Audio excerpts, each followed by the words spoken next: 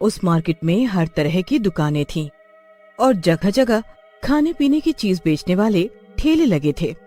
वहाँ हमेशा खाने पीने वालों की भीड़ लगी रहती थी, पर सबसे ज्यादा भीड़ एक छोले कुलचे वाले के पास लगी होती थी। उसका नाम रामचंद था।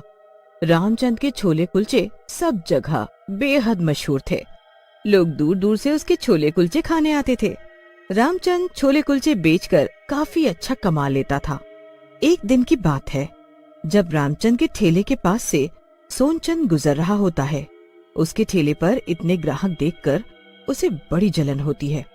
वो अपने घर वापस आ जाता है और अपनी पत्नी शीला को अपने भैया के बारे में बताने लगता है। अरे भैया, नोट छाप रहे हैं नोट। पता है कितनी भीड़ थी उनकी दुकान पर। मैं तो देखकर हैरान रह गया। ऐसे लोग लाइन में लगे थे जैसे फ्री में छोले कुलचे बट रहे हो। अब ये सब आप मुझे मत सुनाओ। वो देखो कहाँ पहुँच गए। एक तुम हो कि ढंग का खाने को भी नहीं है। अब तुम मुझे सुनाओ मत और मेरी बात सुनो। मैं तो सोच रहा हूँ कि क्यों ना मैं भी वही छोले कुलचे का एक ठेला लगाना शुरू कर दूं। अरे पर उनके छोले कुलचे इतने मशहूर हैं तो आपके कौन खाने आएगा? और वो क्या आपको बोलेंगे नहीं कि मेरी दुकान होते हुए भी तुमने भी वही काम शुरू कर दिया? मेरी मर्जी, मैं जो मर्जी करूं, उनको क्या। अगले दिन सोनचंद एक ठेला खरीद लेता है और उसके बाद वो एक एक करके सारा सामान ले आता है।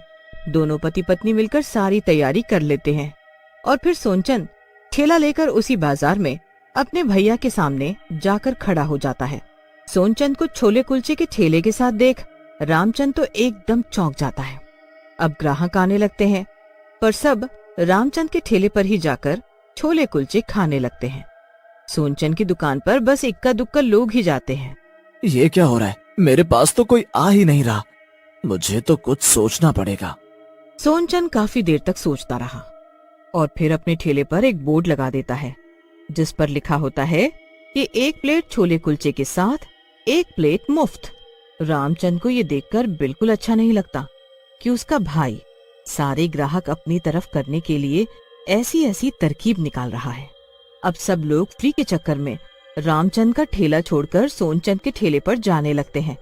सब लोग 1 प्लेट के पैसे देकर 2 प्लेट ले तो लेते हैं, पर वो छोले कुलचे रामचंद के छोले कुलचे के आगे कुछ भी नहीं होते। अरे भाई, जो स्वाद रामचंद के छोले कुलचे में है वो बात इसमें नहीं। क्यों भाई, इनमें क्या कमी है? भाई स्वाद की बात है। देख, अब सामने सामने 2 ठेले हैं तो ग्राहक चाहे पैसे फालतू दे देगा पर खाएगा बढ़िया और स्वादिष्ट चीज। अगर रामचंद का ठेला यहाँ नहीं होता तो बात अलग थी, पर जब हमें पता है कि तुमसे बढ़िया छोले कुलचे सामने वाला बना रहा है तो कोई यहाँ क्यों आएगा? सोनचंद के दिमाग में यही बात बैठ जाती है। अगले दिन सोनचंद अपने भाई के ठेले पर चुपके से जाता है और छोले में कुछ मिला देता है। उसके बाद जो भी रामचंद के छोले कुलचे खाता है बीमार पड़ जाता है। सोनचंद तो बड़ा खुश होता है और उसके मन में लड्डू फूट रहे होते हैं। हर दिन सोनचंद अब यही काम करता है। वो रोज रामचंद के छोले में कोई चीज मिला देता है जिसके कारण लोग बीमार होने लगते हैं। एक दिन रामचंद की दुकान पर कुछ लोग गुस्से में लाठी डंडे लेकर आते हैं और सब तोड़ फोड़ कर देते हैं। ये सब तोड़ फोड़ क्यों कर रहे हो? तेरे छोले कुलचे खाकर मेरा बच्चा इतना बीमार हो गया कि आज वो कोमा में है। मैं तो आज तुझे जान से मार डालूंगा। अरे ऐसे कैसे हो सकता है? मैं तो एकदम बढ़िया छोले कुलचे बेचता हूँ, ऐसा नहीं हो सकता है। वो आदमी इतना गुस्से में होता है कि रामचंद की एक नहीं सुनता और उसे मारने लगता है। तभी वहाँ कुछ और लोग आ जाते हैं और वो भी रामचंद पर चिल्लाने लगते हैं कि उसके छोले कुलचे खाकर उनके घर वाले हॉस्पिटल में पड़े हैं। सब लोग उसकी पूरे बाजार में खूब बेइज्जती करते हैं। रामचंद बेचारा ये सब सहन नहीं कर पाता और उसी रात आत्महत्या कर लेता है।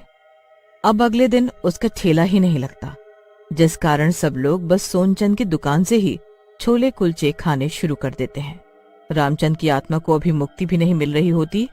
वो मरने के बाद भूत बनकर वहीं अपने ठेले के पास भटकता रहता है। आखिर मेरे साथ ऐसा क्यों हुआ? भगवान चाहे मुझे कम जिंदगी देता पर कम से कम इज्जत की तो देता। पता नहीं लोग आखिर कैसे मेरे छोले कुलचे खाकर मरने लगे थे, जबकि मैं तो हर चीज इतनी अच्छी लाता था। देखो मेरे भाई का ढाबा कितना अच्छा चल रहा है और मेरा ठेला कैसा खाली पड़ा है। भूत वहाँ खड़े सब देखकर दुखी हो रहा होता है कि इतने में शीला सोनचंद के पास आती है। अरे ये देखो तुम्हारे भाई का ठेला कैसे पड़ा हुआ है। मुझे तो लगा ही नहीं था कि तुम इतना बड़ा काम कर पाओगे, पर तुमने तो कर दिखाया। वैसे एक बात तो बताओ, वो तुमने छोलों में आखिर डाला क्या था जिससे लोग बीमार पड़ने लगे थे?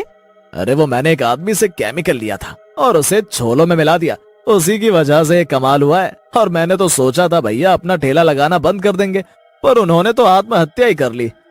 अब देखो मेरा ठेला कितना बढ़िया चल रहा है। शीला वहाँ से चली जाती है और रामचंद का भूत वहाँ खड़ा सारी बात सुन लेता है। ये सब सोनचंद का किया कराया था। मेरा भाई, मेरा अपना सगा भाई, ठीक है, ये मुझसे बात नहीं करता था, मेरे सामने वही काम भी शुरू कर दिया जो मैं करता था, पर मुझे तो यकीन ही नहीं हो रहा कि ये मेरे साथ इतना बुरा कर सकता है और मेरे मरने पर ये हंस रहा है। मैं इसे नहीं छोड़ूंगा। रामचंद के भूत को अपने भाई पर बहुत ज्यादा गुस्सा आ रहा था। उसने उसको अच्छा सबक सिखाने की ठान ली थी।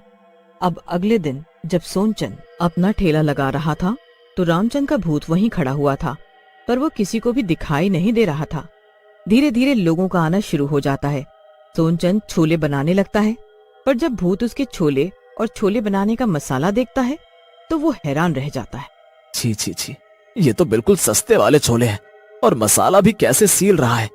टमाटर तो बिल्कुल ही सड़े हुए हैं, मक्खन भी नकली है। अब मुझे समझ आया कि ये कैसे एक प्लेट के पैसे लेकर 2 प्लेट छोले कुलचे बेच रहा था। ये तो लोगों की सेहत के साथ खुद खिलवाड़ कर रहा था और बदनाम मुझे करवा दिया।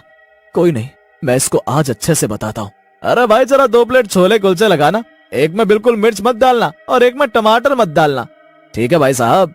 सोनचंद 3 प्लेट छोले कुलचे बना देता है। भूत सोनचंद के अंदर घुस जाता है और सबको गलत छोले कुलचे की प्लेट दे देता है। बच्चा मिर्च के छोले कुलचे खाकर चीखने लगता है और उसकी बीवी को टमाटर वाले छोले कुलचे खाकर खुजली होने लगती है, क्योंकि उसे टमाटर से एलर्जी होती है। वो आदमी बुरी तरह सोनचंद पर चिल्लाने लगता है और तभी रामचंद का भूत उसके अंदर से बाहर आ जाता है। अरे भाई क्या बात है, क्यों चिल्ला रहे हो मुझ पर बेमतलब का? बेमतलब? तुझे इतनी देर से एक बात बोल रहा हूँ, तुझे समझ नहीं आ रही? क्या बोला? मैंने तो नहीं सुना। ग्राहक को अब और भी ज्यादा गुस्सा आ जाता है और वो उसके छोले कुलचे वहीं फेंक कर चला जाता है। सोनचंद को अभी भी कुछ समझ नहीं आता कि आखिर हुआ क्या था। वो दूसरे ग्राहकों को छोले कुलचे देने लगता है, पर रामचंद का भूत बार बार सोनचंद के अंदर जाकर सब गड़बड़ कर देता, जिससे उसके सारे ग्राहक वहाँ से वापस जाने लगते हैं। अब मुझे कुछ ऐसा करना होगा जिससे इसकी असलियत बाहर आए, पर मैं क्या करूं? भूत बहुत सोचता है और अगले दिन वही केमिकल उसके छोलों में मिला देता है जो सोनचंद ने उसके छोलों में मिलाया था। अब अगले दिन लोग उसके पास लड़ने आ जाते हैं कि उसके छोले कुलचे खाकर बहुत से लोग हॉस्पिटल पहुंच चुके हैं। भाई ऐसे कैसे हो गया? ये तो मेरे भाई के साथ हुआ था।